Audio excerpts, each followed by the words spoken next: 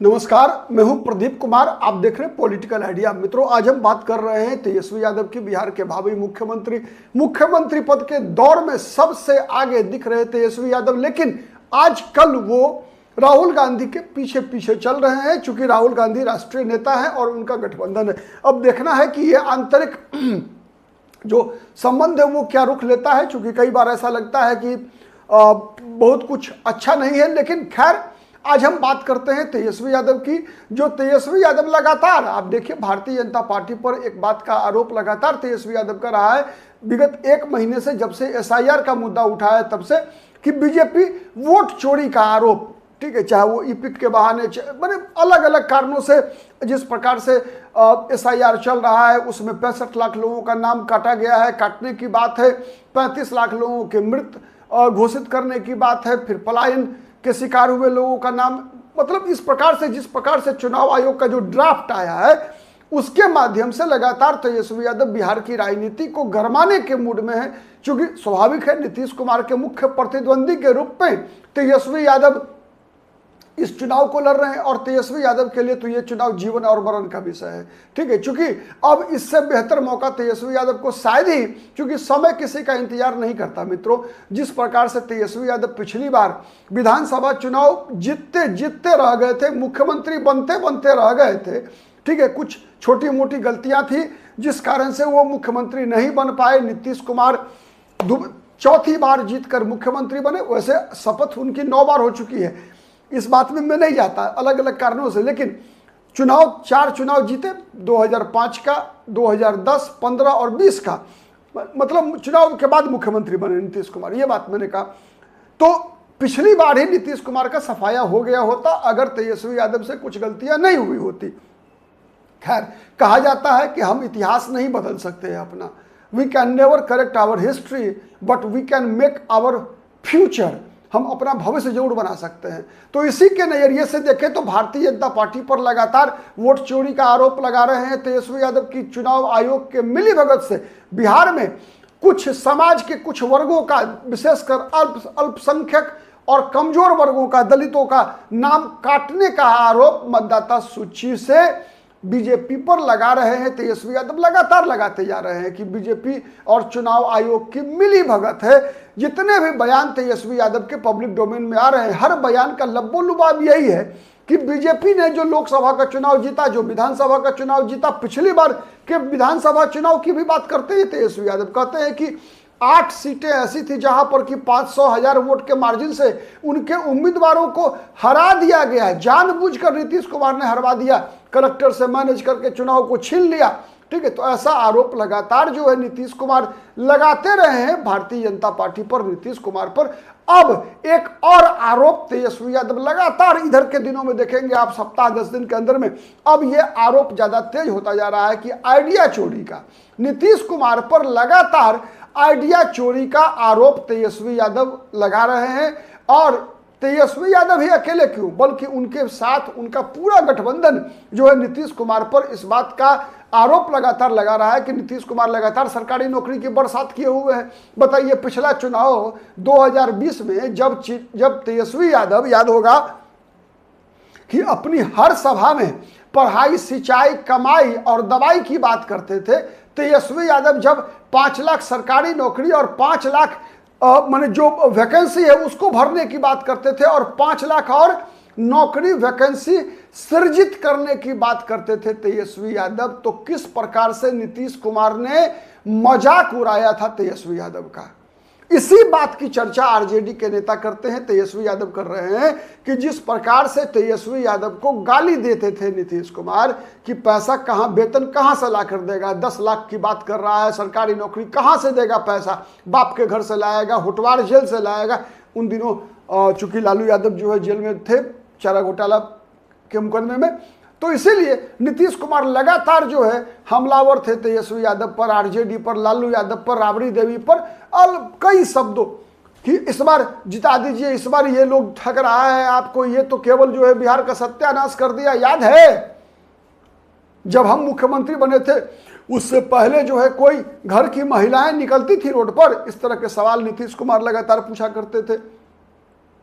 ठीक है। और जितनी भी घोषणाएं तेजस्वी यादव करते थे, चाहे सरकारी नौकरी का मामला हो, चाहे वो वृद्धावस्था पेंशन बढ़ाने का मामला हो, चाहे वो बिजली बिल माफ करने का बात हो, चाहे वो बेरोजगार छात्रों को स्कॉलरशिप देने की बात हो, हर मुद्दे पर नीतीश कुमार का जवाब एक ही होता था कि पैसा कहां से लाओगे, बाप के यहां से लाओगे। अब जब नीतीश कुमार ने इस चुनाव में, आप देख लीजिए, जनवरी से लेकर अब तक चुनाव मोड में बिहार आया है और हर मतलब महीने कहीं ना कहीं देखेंगे पब्लिक ओपिनियन सर्वे अलग अलग कंपनियों के आ रहे हैं, अलग अलग टीवी चैनल्स के आ रहे हैं, और हर सर्वे में नीतीश कुमार पिछड़ते जा रहे हैं, तेजस्वी यादव आगे बढ़ते जा रहे हैं। जैसे जैसे नीतीश कुमार पिछड़ते हैं वैसे वैसे नीतीश कुमार एक पर एक घोषणा करते हैं। सबसे पहले किया नीतीश कुमार सरकारी नौकरी का मामला, आप देख ही रहे हैं कि TRE 4 तक पहुंच गया शिक्षकों की बहाली का, फिर TRE 5 की भी बात अब कर रहे हैं नीतीश कुमार, ठीक है। इसके अलावा देखिए, सबसे पहले वृद्धा पेंशन बढ़ाया, 400 रुपये था जिसको 1100 रुपया कर दिया, बिजली बिल फ्री कर दिया नीतीश कुमार ने, 125 यूनिट तक बिजली जो है पूरे बिहार में, गरीब हो अमीर हो सबके लिए फ्री।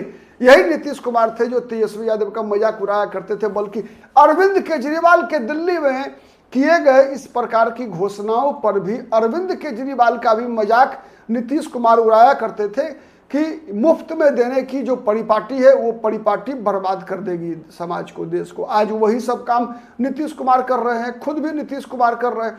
और जिस प्रकार से नीतीश कुमार ने उसके बाद डोमिसाइल का मुद्दा देखिए तेजस्वी यादव ने उठाया, उसी मुद्दे पर मांग मान लिया नीतीश कुमार ने कर दिया।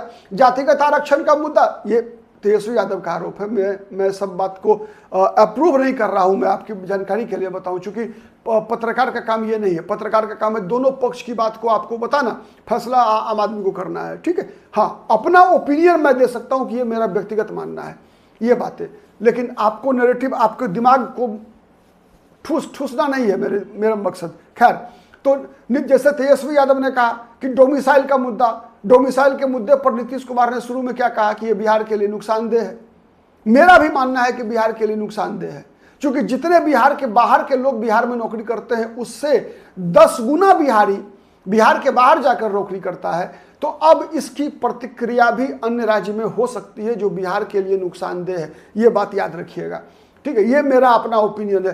अब आप तय कीजिए कि नीतीश कुमार सही है कि तेजस्वी यादव सही है, कौन सही है, नहीं सही है, दोनों सही है, ठीक है। लेकिन मेरा मानना है कि डोमिसाइल बिहार जैसे राज्य के लिए, जिस बिहार की जो आजीविका है वो नौकरी पे निर्भर करती है, बिहार के पास कोई उद्योग धंधा नहीं है, बिहार एक व्यापारिक राज्य नहीं है, बिहार एक समुद्री राज्य नहीं है, बिहार के लोग व्यवसाय करने के लिए औद्योगिक राज्य नहीं है बिहार, ठीक है।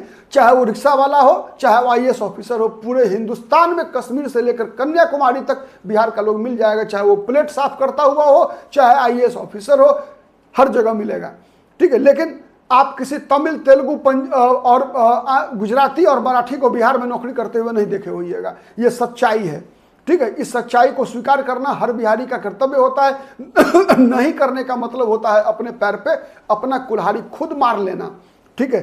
खैर, ये तय चुनावी राजनीति में मत भूल जाइएगा बिहार के हित को, इसीलिए हर बिहारी का कर्तव्य है, विशेषकर बिहारी युवाओं का, कि इसका विरोध करे, सरकार को समझाए कि नहीं, ये आप केवल वोट बैंक के लिए, लोगों को भड़काने के लिए, भरमाने के लिए, भटकाने के लिए ऐसा कर रहे हैं। इस चीज़ की बिहार को जरूरत नहीं है। यही अगर चीज़ें आप याद कीजिए, जब हरियाणा ने किया था कि निजी क्षेत्र में 75% आरक्षण दे दिया था केवल हरियाणा के लोगों को, तो सुप्रीम कोर्ट ने रोक लगा दिया था। हम बिहार के लोगों ने उसके लिए सुप्रीम कोर्ट की प्रशंसा किया था।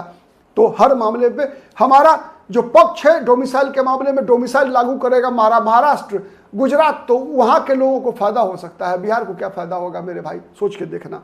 खैर, तो बेरोजगारों के लिए, उद्यमियों के लिए, सोलर ऊर्जा के क्षेत्र में नीतीश कुमार ने कहा है कि अब जो है सब फ्री जो लगवाना चाहे लगवा सकता है घर पर, ठीक है। पहले भी सब्सिडी दी जा रही थी, अब फुल सब्सिडी, ठीक है। आंगनबाड़ी सेविकाओं के लिए सुविधाएं बढ़ाई गई, उनका मानदेय बढ़ाया गया, जीविका दीदियों का मानदेय बढ़ाया गया, रसोईया का मानदेय बढ़ाया गया। तो इस प्रकार से लगातार जितने वादे तेजस्वी यादव 2020 के विधानसभा चुनाव से लेकर 2025 के विधानसभा चुनाव के मुहाने पर है राज्य, तो इन दिनों में तेजस्वी यादव ने किया है। हर मांग को एक तरह से नीतीश कुमार ने अपना वादा मानकर उसको पूरा कर दिया है। इसीलिए तेजस्वी यादव लगातार कह रहे हैं कि बीजेपी और चुनाव आयोग ने वोट चुराया, नीतीश कुमार मेरा आइडिया चुरा रहे हैं। आज के लिए इतना ही, बहुत बहुत धन्यवाद। नमस्कार, जय हिंद, जय भारत।